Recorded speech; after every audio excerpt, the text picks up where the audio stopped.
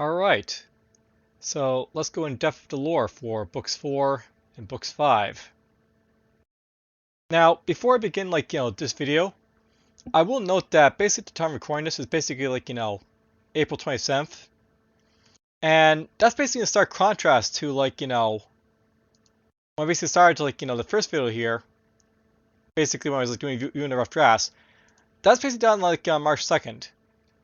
And even I basically jumped over to the lore ideas, basically for the first few chapters. That was done March 10th. And part of the reason I basically I'm doing this video basically so much later than the other ones is because basically after a time I was going through just lore video, I discovered that basically I wanted to rewrite basically the entirety of book 2 and well basically as you can basically see from the audio from these non read through chapters, you couldn't really hear the music, and that's basically the same for all the book read throughs I basically did. So I decided why not just recording it again. So that's what I basically did. Anyhow, let's get some music basically going on, and this should be music you can actually hear this time because that's smart. Actually have it so you can actually hear the music. Alright, so now I'll note that basically when it comes to books 4 and 5 of in regards to the lore, there wasn't really a whole lot basically lore basically being sort of added in at this point, but it still basically covered a lot of important little factoids that were kind of important to the game basically in itself. But basically, before to sort of jump into here, I'll note right away that this first chapter in book 4, out of all the chapters basically in the Escapades of Fay Willows, I consider this to be the most fillery chapter, and that's basically something I basically note here.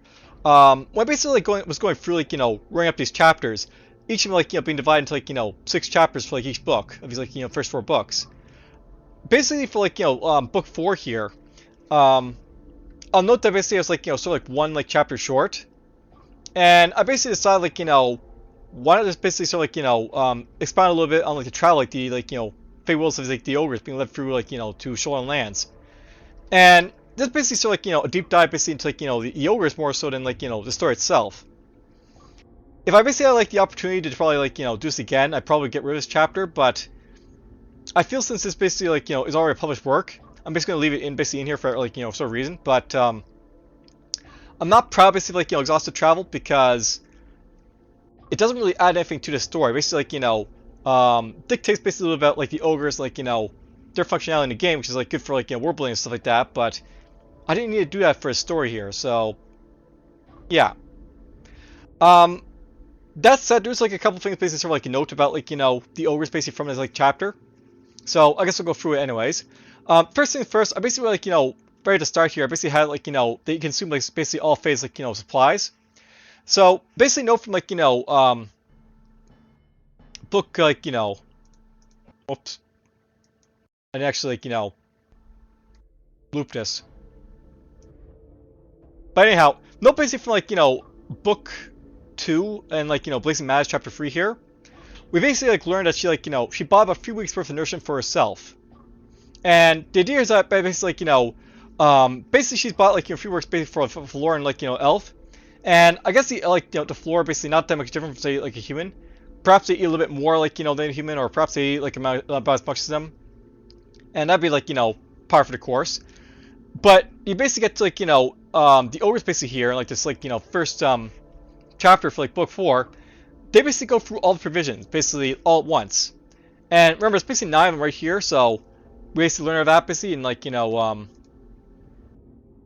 Hateful Wrath here, basically there's 9 basically left. And basically 3 weeks of food, that's basically 21 days. They went through 21 days of food for a floor in basically about 5 minutes. So it basically goes to show that the ogres basically have to eat quite a lot. And this is basically something sort of illustrated at in an actual setting. And that's basically something else to note about this book, but it's very comical in a way because we're basically sort of going over wants basically sort of like, like basically interactive ogres, basically. Now, note basically as well, I also basically had the idea that, like, Faye could be, like, sort of like a vegetarian.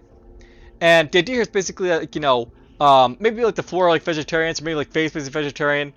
There's basically always this question basically going along, like, what do, like, the different, like, dozens of Maj'Eyal basically eat? And basically from, like, the ogres basically see, like, they eat basically anything, basically, for the most part. Then we have, like, Faye here. She basically is, like, having very, like, basic sort of, like, foodstuffs that basically, like, probably don't contain meat. And that's basically, like, her traditional diet. So, like, she has, like, mushrooms, berries, like, she's a wilderness elf, basically, for the most part. So, yeah, that's basically her thing. The Shoal are basically a little bit more, like, fine dining, but they might be the same way. And, it's basically sort of throw out there that, like, they basically have, like, different, like, sort of, like, palettes, basically, for, like, what to basically eat and consume and stuff like that. The different races. Alright, so getting down to, like, chapter 2, I basically, like, sort of, like, have this chapter be, like, here to basically sort of, like, show off, like, the opposition that Florence basically have to ruins and stuff like that. And we basically see, like, in, like, the opening right here, but also basically, like, how basically, like, knowledgeable Faye basically is toward, like, ruins and stuff like that. She doesn't know how to basically describe a ruin, and basically, like, get touched on that in, like, chapter 3. And the ogres basically here are just, like, they have, like, no idea, like, how, like, sort of, like, lacking in, like, knowledge of ruins basically Faye basically is, until basically, like, this guy basically pipes up like, you have no clue what you're doing, or do you? And that's basically, like, sort of like to throw out, like, this, like, how backwards basically, like, Faye basically is here. And then, of course, basically have her get, like, inscribed on herself, and then, like, she basically jumps into, like, Elvia. Also note as well, by the way, you also have, like, a little bit of a touching on here about the, like, the enemy scouts. So, I basically want to note that basically at this point, like, we don't know basically, like, what the Zingfer basically doing, but, we can probably assume that they probably, like, are basically sort of keeping tabs basically on the ogres. Perhaps on where they're basically going to flee to, but also, like, will they basically get into Elvia or not, I guess. So you guys can strike them, like, later. So, the Zingfer basically are sort of an unknown, like, quantity here, and basically, like, they're still a looming threat. I mean, that's basically being sort of, like, covered here. Both of them, like, chapter 1 as well as, like, chapter 2. Once we basically, like, get them basically, like, into, like, Elvia, then the Zingfer are basically no longer concerned, basically, for the story, but, it's something to sort of keep in mind, like, the Zingfer are basically, like, the main, like, focus basically of these, like, 4 books for the most part. At least the first, like, 2 and 3 ones, basically, for the most part. Alright, so, it's perfectly basically with the ogres here. When we basically get down to, like, the Enchantress, I'm not basically used to have her, like, basically, like, the Enchantress basically opens up a tunnel, basically similar to, like, the one that basically, like, Faye used to basically in here the first time.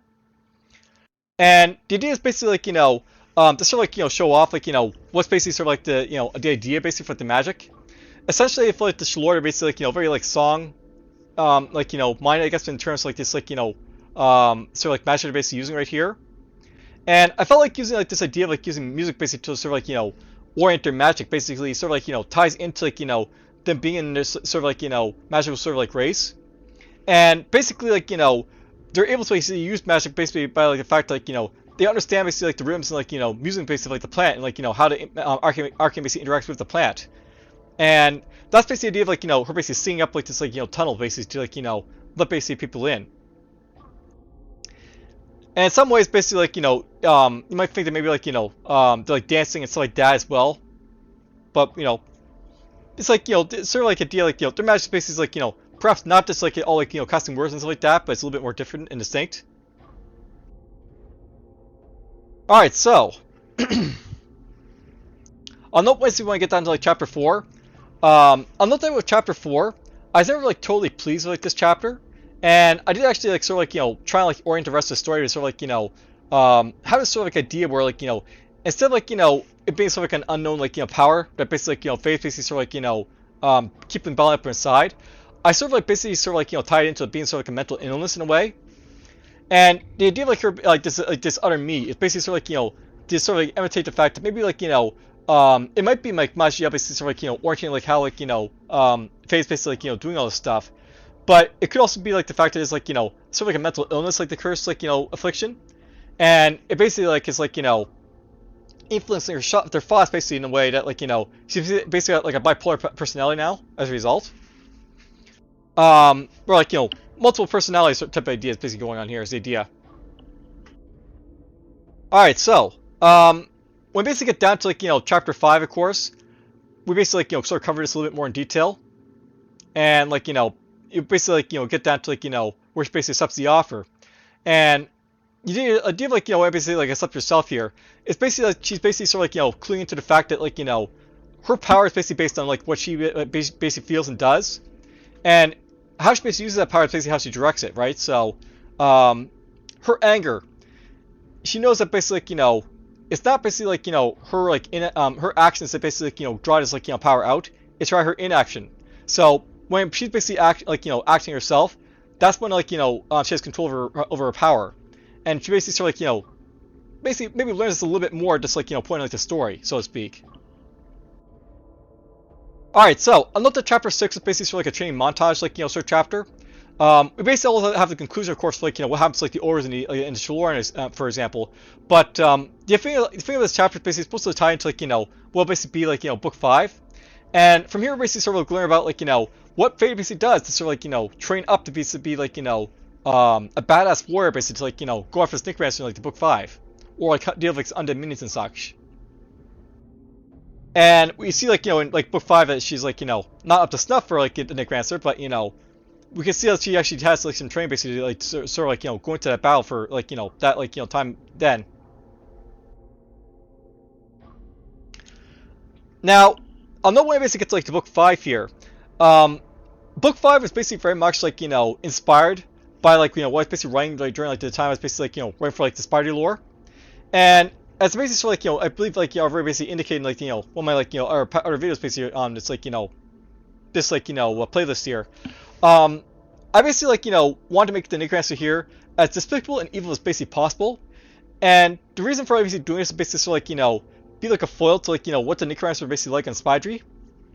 To sort of give you like the account of like the Necromancer and Spydry, I basically written to be like a little more malevolent, and the idea is basically in like Spydry is that like they use basically all the tools at their disposal to like survive, including Necromancy.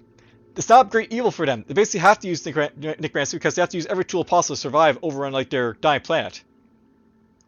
But this Necromancer here, I want to be as like truly evil and like horrible as possible. Plus, we also want to basically like have like some lore basically here about the Necromancers and like what they're basically doing like during like the Age of Dusk. And I'll note basically like I think I did a really good job basically bringing out like how evil this like Necromancer basically was, and sort of give a story basically behind like about basically just like how evil this Necromancer really was.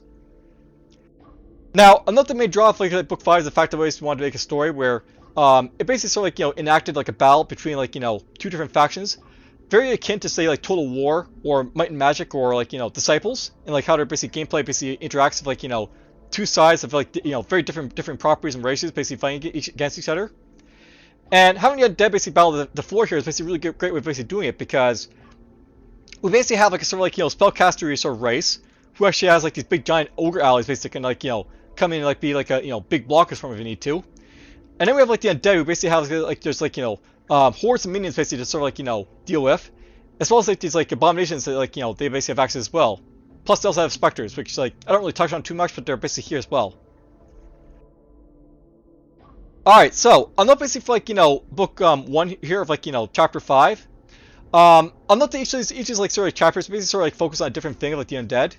And basically for like Dead on Arrival, the idea of like Dead on Arrival is basically sort of focused on like the ghouls, and basically like how evil they basically like despicable they basically are.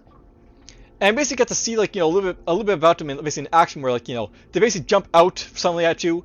They basically like have these virtually like diseases basically coursing through their like veins and stuff like that.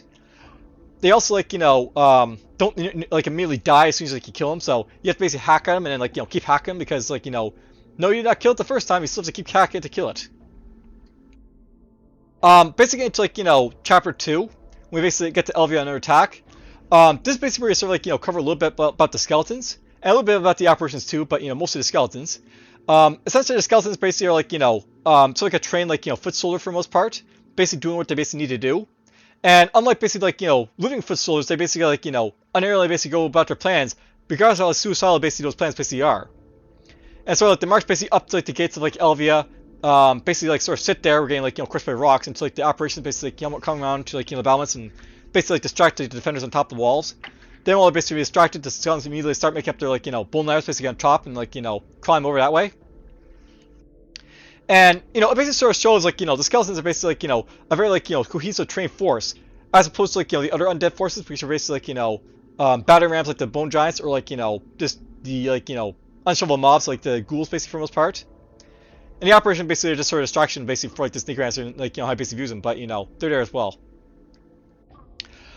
Get to like chapter 3, of course, is this where we basically sort of like see the bone giant action, and we see it basically sort of like towering on those towers like a building. They basically like can like sort of like recover their like their bones like this like because they reassemble themselves. They also have the ability to sort of like put down massive bone shields, which is basically something the undead's basically doing at this time. And it's worth noting basically at this point here, the undead's basically in like this story. You will have like skeletons basically in like your later parts of Maj'Eyal basically like being able to like reassemble themselves and put like bone shields basically on, but you won't actually see that basically in earlier like parts of like the game of Maj'Eyal. Where basically like fighting before like you get up to the master, and this basically like it iterates the fact that like these bone giants basically are hugely powerful like abominations for most part that like are tough to take down and like they take quite a bit to like beat down too. All right, so on the basis as well, like chapter 2 and 3 basically get to sort of like see like the orientation of like these like guys basically in combat. On the basis like chapter 2 we can see like the creative variation of skeletons and like how basically used against like the like the shoreline defenders. When basically it's like chapter 3 here, we basically have like ghouls basically like or like the end of like chapter 2 here, we have the ghouls basically jumping back and like sort of like clawing like the defenders from like the back. And in chapter 3, basically, the chaos basically unfolding is like, all the defenders basically being like attacked from like two sides here in a pincer movement, while like, the archers are like this mages basically ran away. And what's basically happening here is like, it's just giant like chaos on the battlefield. Like the orders basically come in, displace all like the undead basically all over the place. There's basically still like the undead and like, the undead spellcasters and like archers basically in the back, just fire, whittling down at whatever they can basically like with the fire. And then we basically have like a reigning Maj'Eyal show up, and I love the idea of like a reigning Maj'Eyal is like basically is supposed to be like this badass, basically like turns to like his like power level, I guess we'll say. And I want to really basically show that like when we basically like talk about Lunali and like Arian and like the Market of Spellblaze, or not Market of Spellblaze, but the Chronicles of the Spellblaze. That story basically sort of like had its like basically like both of them are like sort of like on par of each other until like Luna basically like becomes like a god for the most part. But this really shows that like the fact here that like the power level of like Aaron here, he's basically able to blow up these bone giants in like one blow for the most part, which is basically like unbelievably powerful for like a mortal piece to do. So even before like Luna basically gets the full power, if you basically consider like them being like on par of each other right now, they're basically like a head above like basically most mortals in this world for the most part, and like how powerful they basically are.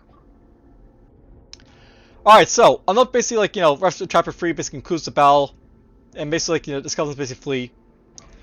We basically get to the confrontation, and I'll note for the confrontation we basically have like Aaron and like Fay basically chasing after like this necromancer, and they basically like basically confront the necromancer in like one of the ruined summons that like the necromancer probably attacked, that Daenerys had basically reclaimed, and we basically learn like probably like this guy got a lot of his like forces basically from all his dead Nargles, so.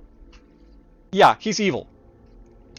Now, not basically for most part, in confrontation here,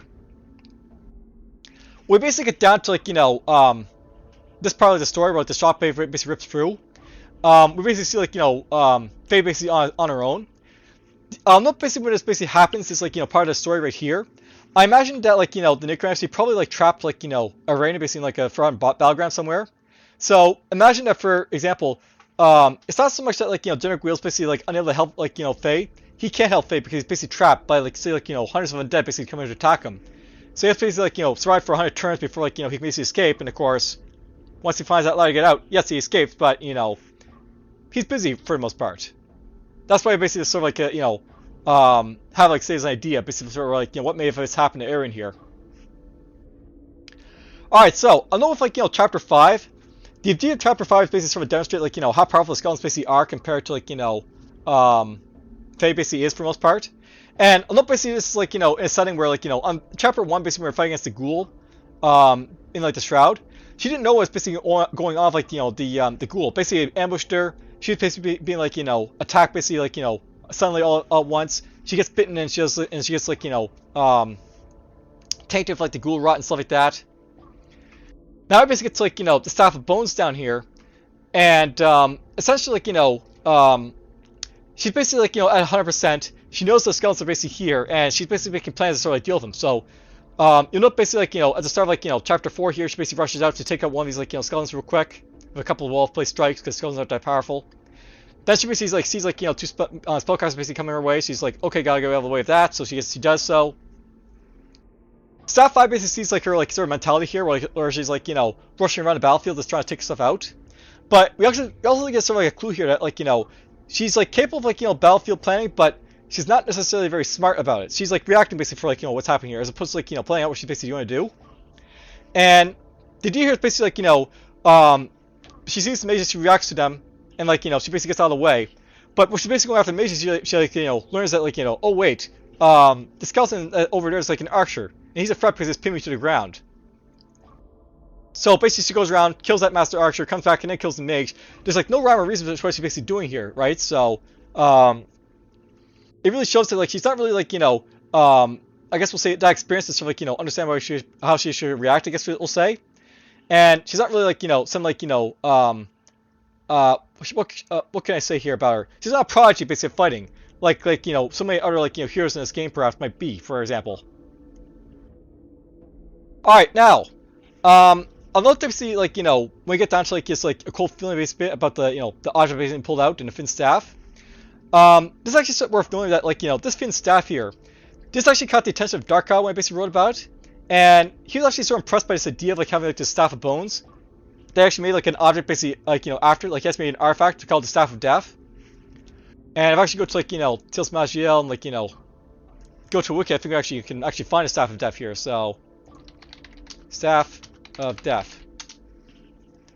Pretty sure it's here. And I guess not. So, Tales of Maj'Eyal, Staff of Death.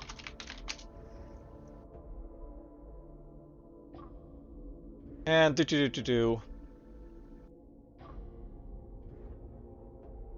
Well, if I basically find out where that basically staff is, I'll go like, show it off. But basically the idea of like, the Staff of Death that you've actually seen in game, that's actually a staff that like, I didn't actually like, prompt like, Darkha to actually make. I actually prompted him like to make like the, the persistent will item that basically like, you saw right here. That's an item I actually like, presented to like Darkha as like an idea to basically to sort of pursue. But this one here, the Staff of Death, that's actually an item that like, he basically came up on his own because he's so intrigued by the idea of like this like evil staff. And like, I was like, impressed by it. So at least my story did its job, by the way. Like, the idea of this story is basically supposed to sort of like, impress people basically on the idea of like, what could be like done with like, the game. So like, Staff of Death is basically one of those ideas like, made it into the game that like, I didn't prompt or anything, I just got into the game, so cool. Alright, so I'll know with the Staff of Death basically, we get like our bone giant being created in front of us, and we actually see Necromancer in action basically doing so. And I'll note as well that like, this bone giant that's being like made here, we're seeing that the Necromancer is being like, very like toying with like, Fay at this point, and like into like chapter 6. And the idea here is basically like, Necromancer is basically toying with Fay to sort of like, get ideas basically for like, what can basically do to basically make his like, undead minions better. And from like, Arian, he basically learns that like, I can make these like, things as powerful as I want to, but if they basically get shot in like, one shot by like the most powerful beings in the world, it's no good. So his idea basically to sort of combat is basically make us like they like reassemble themselves after death. So basically that's why you basically have like this like sort of like, eternal bone giant being like, shown here. And that's basically what this bone giant is basically based on, by the way. It's an eternal bone giant to basically come back to life after being killed. So yeah. And on the basis as well, like, when it basically reassembles itself, it basically like, comes back in a new barbaric arrangement. So the idea here is basically like, not only is basically like, bone giant basically back to kill Fay, it's basically coming back in a new form to sort of do so. So it's still dangerous. It's still like, like a real calamity to basically sort of fight. Alright, so, I'm not basically toward the end of Evil Malice here. I basically get back to like, the Necromancer here. Now, I'm not basically when I was writing about this Necromancer. I basically made this Necromancer based on like, the fact of like of like the shade and cool pool, and the idea of like the shade is basically it has like the frost spell that basically like fuses basically into like an ice block, and this makes a spell that is being like used by this like Necromancer here. And the idea is basically like Necromancer basically sort of like developed on like the old template for Necromancer, so he doesn't actually work as like the Necromancer basically do like in a game like currently. He's a lot more like like an old mage basically, shall we say. Now I thought about basically rewriting this guy to have like a lot of new skills, but the thing is I haven't really tried to like Necromancer class yet. So I figured basically I'd like leave him basically as is, and like he basically be like this like, sort of like master of the dead, and like it'd be like a little bit less like him using like sort of like talents, and more like it's basically being described to you like what like sort of like actions are basically sort of like done. Like using like this like necrotic blast basically sort of like sing your flesh, or like dark and cold spells and stuff like that. It's a little bit generic, but for most part I think it's fine, and like sort of like goes to show like he's a threat for most part. Alright, now note basically as well, by the way, we basically get down to like the powers of undeath. Did you basically like this chapter when like he's basically like getting to like this little speech down here, how pathetic you really are, thanks more in this like came things overwhelming force, you're truly powerful, and power in yourself is meaningless. Although this paragraph down here is basically sort of like to highlight the fact that like Faye's basically not as strong as she basically was when she fought against like the halfling brawler back in like book 3, and part of the reason she's basically not as strong is because she's basically not as like she's easier to track basically now in like book 5. And it's basically sort of highlights something. Back in book 3, she's basically like completely like unpredictable for what she's basically going to do. And like here she's being like telegraphed, and her attacks are easily countered. But basically back in book 3, like you didn't know what Faye was basically going to do, because Faye doesn't know what she's going to do. And that's basically like sort of like something to basically highlight here. And then of course we basically get like our sort of poetry, she's being like inflicted by a ton of stuff, and then she gets finished off. And on that basis as well, basically in the story, I did a lot of like little things that sort of like heighten the fact of like the tension of this like this book here. Something I wanted to basically do for this book is like sort of like really like show how menacing this like Necromancer basically was. And I thought like a very easy way of basically doing it is basically like to have like this written down here, basically where it is right now. So in the next moment, I could not describe to you the amount of pain I felt. Definitely magic would be discharged from my body, torturing every fiber of my being. As I anguished, my mind slowly began to black out. I slowly inched closer and closer to death, or perhaps rather, to undeath. Actually, let's put a comma right here. But anyways, I'll note that basically like what's being like sort of written here. It basically showing like how much of a mess this basically Necromancer basically was. So not only was it basically like sort of toying with like Faye, right then she's basically going to sort of like do like a sort of like Arthur basically from like Frozen Throne of like Warcraft 3. Where he's basically gonna like turn from like from dead to like or like live to dead and undead basically all at once. So yeah, a horrible fate to say the least. I should also note as well something I basically remember just right now, by the way. I'll note basically back in like chapter 2 here. This is something I basically sort of like skipped over that I probably shouldn't have, but I actually decided that the Watch Captain should actually die basically like at the end of like chapter 2, and I thought this would be a really good way of basically showing off ghouls basically a little bit more, because like ghouls have the ability to sort of like bring about like friendly ghouls basically when they basically kill stuff.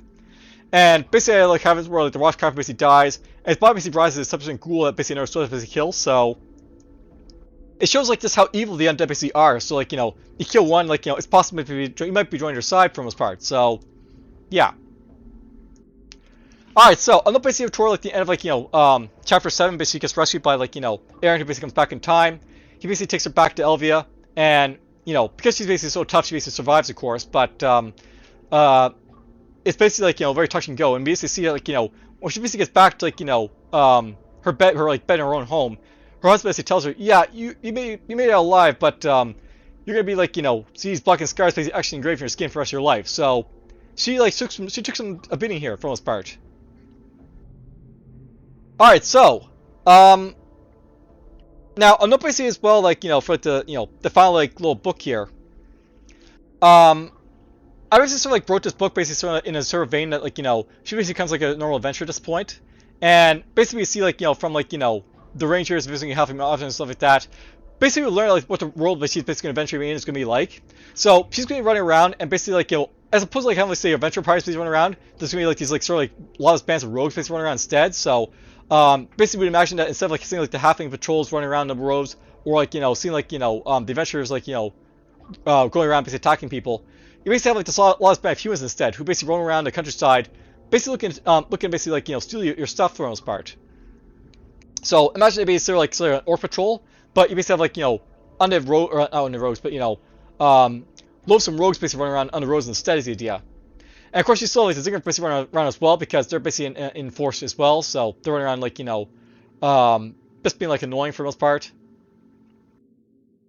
And then after like these like guys right here, we also have like the mark of the Spellblaze. So I'm not basically this idea like we basically have an idea where like, the Marcus Spellblaze is basically known like issue to these guys, and they realize they basically want to like go and check it out, but they can't because the Ziggurats are basically right next to it. So that's basically sort of like the secondary dungeon that like Faye might go explore.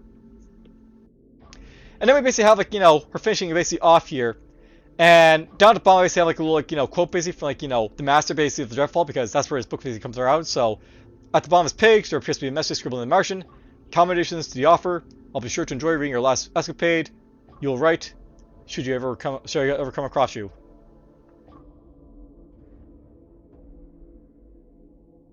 And I love the idea of like this like little thing here. It's basically sort of mess of like the master, by the way. I love the idea of like this book, by the way, as well. It's basically sort of highlight the fact that like the master was basically reading like books like this, and like perhaps basically from like maybe like chapters 5 and 6, he maybe got the idea like if a bone giant can basically come back alive, maybe I can come back alive. And that's basically like where he basically perhaps gets his like special ability basically like come back alive.